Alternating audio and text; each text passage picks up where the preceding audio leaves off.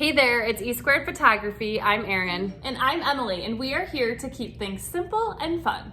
Okay, so some of you might wonder, what are their camera settings? What camera settings should I use? Well, we're here today to give you an extremely short, simple, and to the point video of some of the important camera settings that we use at every session. And make sure to stick around all the way till the end because we have something special just for you. And by the end of this video today, you will feel a little bit more comfortable taking a look at your camera and adjusting those settings for your next session. And for the best photography tips and tricks, make sure to subscribe to our channel and hit that bell for notifications of future videos. And don't forget, every Monday morning we come out with a new video. All right, so let's dive in to our most basic and simple camera settings. This is gonna be short and to the point. Keep in mind, when we're talking about these camera settings, these could be applied to any portrait session, whether it's families, weddings, couples, seniors, whatever it might be. So the very first thing that we wanna let you know is that manual mode is so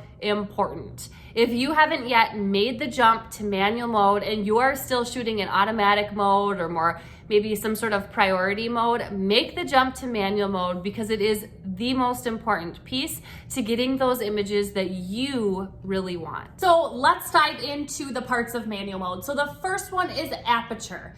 For a typical portrait session for aperture, we're going to shoot at about an f2.2, anywhere from an f2.2 to an f4.5. Now the 4.5 would be for a larger group, the 2.2 might be for a smaller group, like maybe a couple or just one person. So that is typically what we set our aperture at. About 90% of the time, we are setting our ISO to an ISO of 200. If it gets dark out, we're gonna bump it up. If it's too bright and the camera's being too sensitive to the light, we are going to turn our ISO down. But again, 90% of the time, we are at a 200. So shutter speed plays such a big role in getting those sharp, crisp images, especially when there's movement happening. So we are typically always making sure that our shutter speed is at 1/200 or ideally even higher than that so we can get those super sharp, crisp movement pictures. All right, so besides manual mode, let's go over just a few other basic settings that we like to use. When it comes to autofocus, we use AFC, which is autofocus continuous. Comment down below quick for us and let us know which part of manual mode stresses you out the most. Another setting we love to keep our cameras set to is continuous shutter. So what that means is our shutter is able to snap really quick while we're taking pictures. And this is really helpful when you have little kids running at you, twirling, whatever it might be.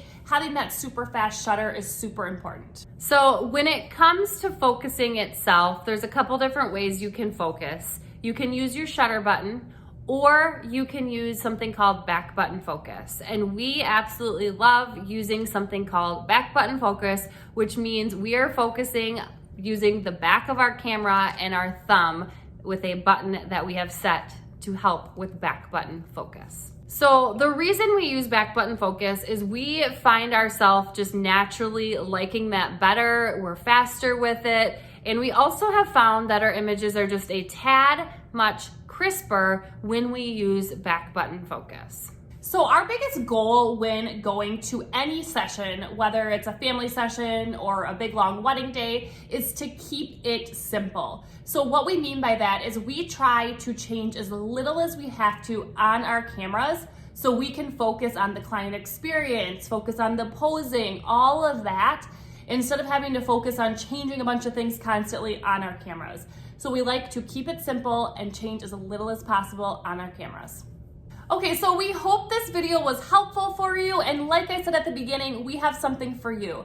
So if you're still struggling learning manual mode or want it simplified for you, we have a free manual mode cheat sheet, worksheet type thing that you can download in the description below to help you start to learn manual mode and really simplify it for you. And if you found this video helpful, make sure to like it, subscribe, and share with a friend so we don't know to make more videos just like this one. And if you don't already, make sure to follow us on Instagram at esquared.photography for even more behind the scenes footage of us at sessions.